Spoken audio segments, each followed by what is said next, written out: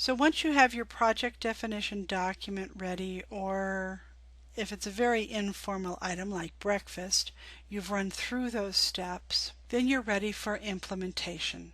Ham, pancakes, apples, milk, table preparation, all of those items are things that you're thinking about and having to consider the implementation and what goes into putting those pieces into play. So in this case, we have ham. We're going to count on prep as 2 minutes, and we're going to cook for 2 minutes. It's easy because we had it left over from a previous dinner. Just has to go in the microwave for a couple minutes. Pancakes, okay, we're using a mix, only have to add water. You decide very quickly, each person gets 2 pancakes. Your griddle holds up to 8 pancakes, so 1 round is enough for 4 family members. Prep time, 2 minutes. Cook, 4 minutes. You're good to go. You're going to serve apples because you are a healthy parent. Each person gets half an apple, so you're going to use 2 apples. Just takes a couple minutes to cut them up. 2 minutes. Milk, just pour it into glasses. Minutes fine. And then you're ready to set the table. You assume everyone is going to be present. Well, you've checked with everyone, made sure they're going to be present, and you set the table for everybody. That's 2 minutes. So you've run through the steps in your head, mentally determining which items need the most time to prepare and to cook. Now, in complicated projects, though, that's really not an option because you'll miss steps, timelines will change, and other people are involved, so they need to be able to see what's going on as well. So you write down each step along with how long it takes to complete the step. That way you make sure you haven't missed anything. So let's move these project deliverables into a work breakdown structure so we can see timing for the project completion. So we start off prepping our pancake mix. Then we get our ham prepped, get our pancakes cooking, our ham cooking. We set the table, we chop up apples, we pour milk, and then we plate and serve. Life is good. So with 1 person, that's pretty much our breakdown. It's nice though when you have more than 1 person involved, and in the majority of projects you will have more than 1 person involved, so you can overlap tasks. So with 2 people, 1 person is prepping the pancakes while 1 person is prepping the ham. As soon as the person has the pancakes prepped, they start cooking the pancakes. Then the person who has the ham prepped cooks the ham. We jump back to the person who's cooking pancakes, and while they're on the griddle, they set the table. As soon as the ham goes in the microwave, that person cuts up the apples.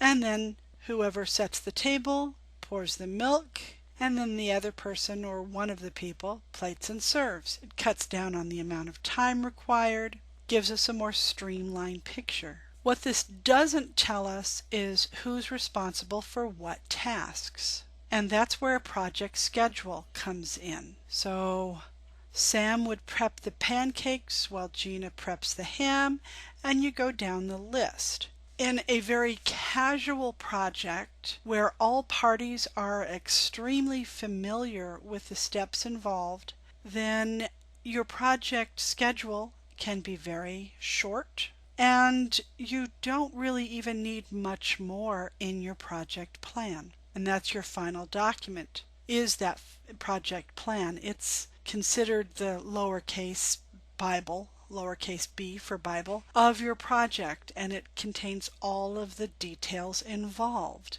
When you've done something 1,000 times or more, the details can be more sketchy. The details can be left out because you know what it takes to prep pancakes. You know how to cook pancakes. You don't need instructions. You just need to know who's going to do it. Maybe the last step after plating and serving is rinse dishes and put them in the sink, and maybe that's 1 or 2 of the kids' responsibilities. So making sure that everyone knows whose responsibility a specific task is ensures that it will be done in the time frame needed. So once you have your project schedule in place, you are ready to move to your project plan. This example is assuming that a that an older child is responsible for fixing breakfast for whatever reason. Because the child isn't extremely familiar with the steps involved,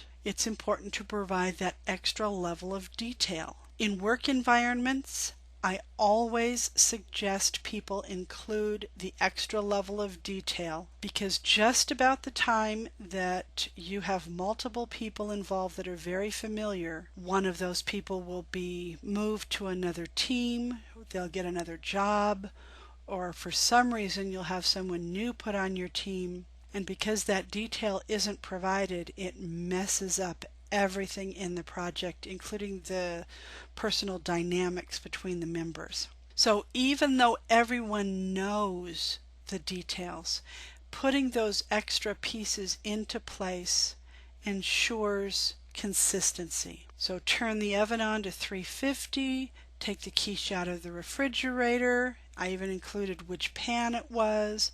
Put quiche in oven. Be careful of hot racks. That's more of cover your behind, cover yourself. Whenever you're documenting something in a project and something could be construed as dangerous, make sure that you bring that to people's attention and have that documented in writing, including the risk factors and how to address those risks, because God forbid something ever happen, you may have to present that document in court, and you want to make sure that you are protected. Cook for 35 minutes, but set the timer for 25 so that you have time to set the table, pour milk into glasses, put fruit on plates. Take the quiche out of the oven. Once again, safety, use pot holders. Put quiche on hot pan holder on table, and then rinse dishes after breakfast and put into sink. So I would include all of those details and possibly more depending upon who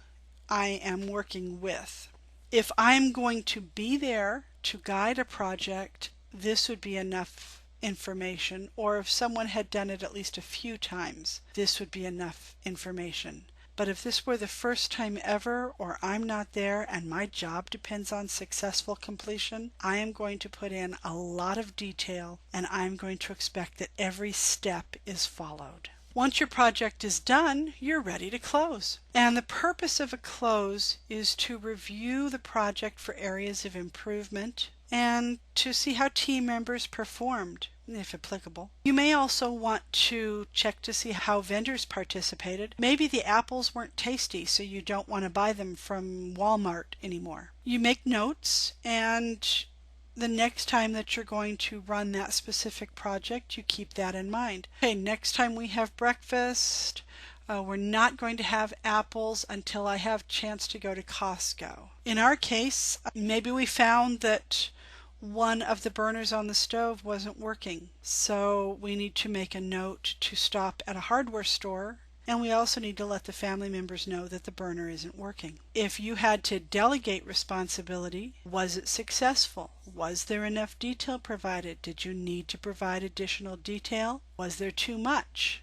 Did it bog the project down? Was the project completed successfully? Were all of the goals and outcomes reached? So in this case, did the family like breakfast? Maybe it doesn't have anything to do with the project itself. Maybe it's the logistics. In our case, maybe the kitchen is too small to have 2 people help with breakfast. And then finally, there may be specific items that are related indirectly to this project. Tomorrow, the daughter needs to be to school early for play auditions, so that will affect the decisions that go into tomorrow's breakfast options. It doesn't directly relate to this specific project, but it is a constraint that we need to take into consideration tomorrow. And then when you're done, celebrate. So when your family is fed and happy and heading out the door ready to face a new day, celebrate. You did good. And when you finish a project at work, make sure you take a moment and celebrate.